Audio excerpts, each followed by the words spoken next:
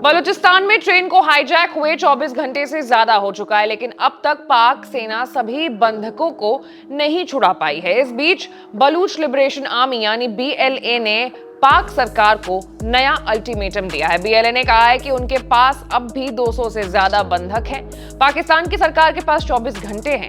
अगर इस समय में कैदियों की अदला बदली नहीं हुई तो पाक सरकार को गंभीर अंजाम भुगतने होंगे।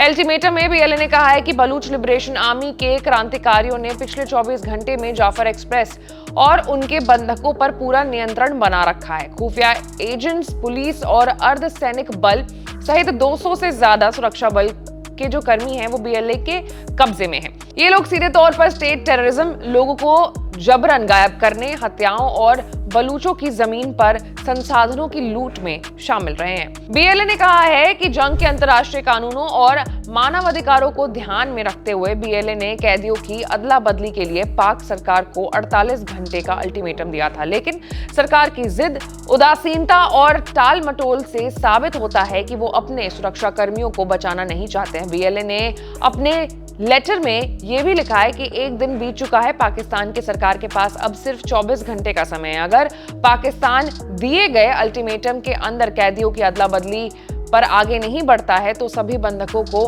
बलूच राष्ट्रीय न्यायालय में पेश किया जाएगा।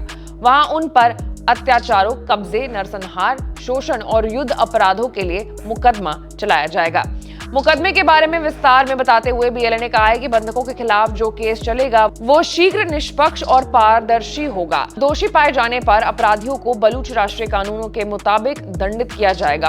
अगर पाकिस्तान और उसके सैन्य संस्थान ये मानते हैं कि वे मामले को देर करके स्थिति को नियंत्रित कर सकते हैं तो वो बहुत ही गलतफहमी में है। बीएलए के पास अपने हर ऐलान को पूरी तरीके से अमली जामा पहनाने की ताकत है। पाकिस्तान की सेना बंधक बनाए गए यात्रियों को छुड़ाने के लिए काफी कोशिशें कर रही है, लेकिन रेस्क्यू ऑपरेशन में कई तरह की परेशानियां सामने आ रही हैं। रिपोर्ट्स के मुताबिक बीएलए ने बंधकों के बीच अपने सुसाइड बॉम्बर्स भी बिठा रखे हैं। बॉम्बर्स ने सुसाइड जैकेट पहन रखी है, जिसमें सुरक्षा बलों के लिए बंधकों को छुड़ाना मुश्किल हो गया है। बलोच आर्मी ने ट्रेन हाईजैक का एक वीडियो जारी किया है, जिसमें देखा जा सकता है कि ट्रेन सामान्य गति से जा रहा है और तभी धमाका होता है और ट्रेन रुक जाती है। ट्रेन के रुकने की जगह के आसपास पहाड़ियों में बीएलए के लड़ाके भी दिखाई दे रहे हैं। बता दें कि जाफर एक्सप्रेस 11 मार्च को सुबह 9 बजे पेशावर के लिए रवाना हुई थी। ट्रेन दोपहर 1:30 बजे सिब्बी स्टेशन पहुंचने वाली थी, लेकिन तभी बोलान में माशफाक टनल के पास ट्रेन पर हमला हो गया। जिस जाफर एक्सप्रेस को हाईजैक किया गया वो पाकिस्तान के क्वेटा से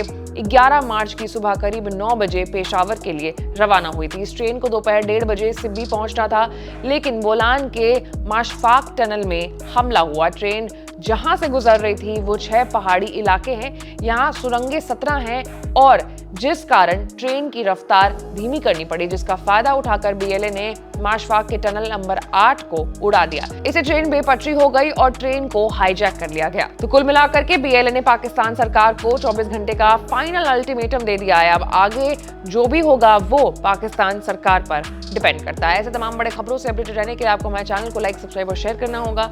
मैं थी आपके साथ आशीष सिंह आनंद।